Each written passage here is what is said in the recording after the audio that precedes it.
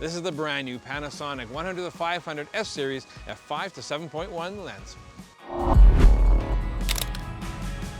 So this, of course, is a 1-500mm lens, which really screams like shooting birds and wildlife and outdoor sports when the lighting is pretty decent. I mean, it is a 7.1 aperture, we have to be aware of that. But it's a nice sort of small compact lens. We'll get into that a little bit more here, but when you are shooting with the Panasonic full-frame series of cameras, there's not a lot of options in the Panasonic line itself for this range. So you do have things like the Sigma L-mount Alliance, which we have some great lenses out there. For instance, the 3-600, which is significantly bigger and heavier than this lens here. It's not something we want to carry around all the time. Having a lens like this in the lineup really sort of starts to flush out the whole S Series line. It's not overly expensive, and it is a much more sizable lens that gives us the reach that we want. Now, what are the pros and cons on this lens? Let's get into it. Let's talk about the design of this lens. I mean, Panasonic's done a good job of making a 1-500 a relatively compact size. I mean, it's under 8 inches or 20 centimeters long, sports an 82mm front filter thread, so it is a relatively decent sized lens for this focal range. Now, it does come included with this really nice hood, which works well. Now, on the lens itself, the very front ring is a focusing ring. Now, it is drive-by-wire. We'll talk about more of that later, so it's not directly engaging the lens when it comes to focus. Behind that, we do have a smooth and a tight setting here, and that refers to what our zoom ring is going to be like.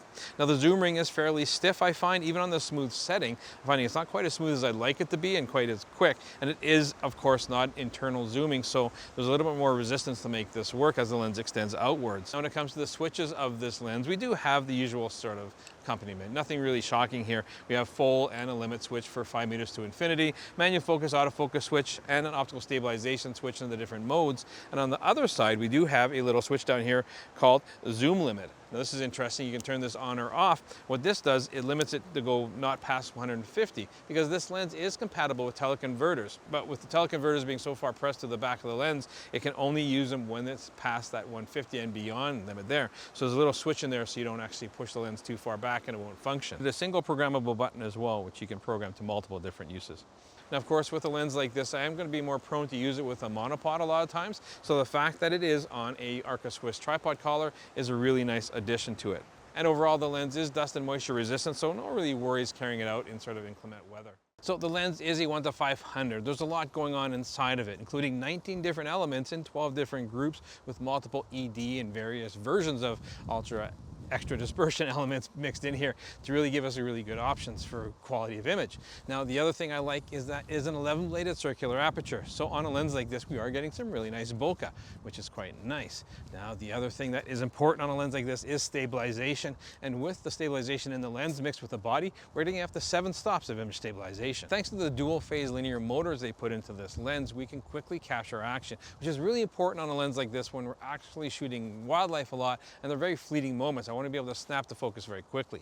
Take a look at our more controlled wall test here and you can see what to expect when it comes to the autofocus of this lens.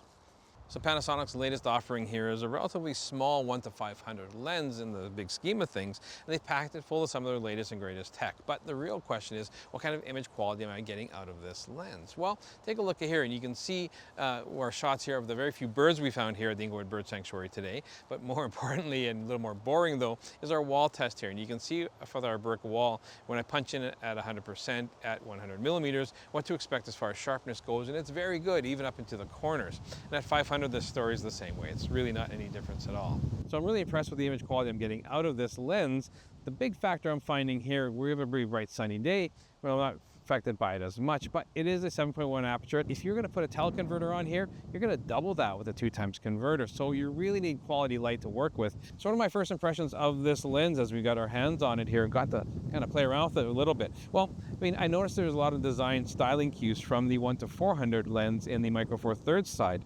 Now, it's not a bad thing. I do find that the zoom ring, even when I loosen it to smooth here, is still more stiff than I would like it to be, and I am having to actually move that. I don't know what it's going to be like if I'm shooting more sports in action or I need to really quickly change that zoom ring. I would like it to be a little bit smoother than that, but overall, the lens for its price point is delivering some very good results. I think it's going to be a popular option for people who are in this range that are looking for that extra long option. But I, of course, want to know what you guys think of this brand new offering from Panasonic. Is it something that it's exciting as a nice new offering from Panasonic? Something you want to add to your own kit? Make sure you leave comments down below. Follow me on Instagram, like and subscribe, hit that notification bell, and we'll catch you again soon. Hey, thanks for sticking around and watching this latest episode on our first look of the Panasonic 1-500 5-7.1 S Series lens. If you like what you see and you want to see more content from us, click up here. And if you're Canadian, want to shop local, check out thecamerastore.com down here.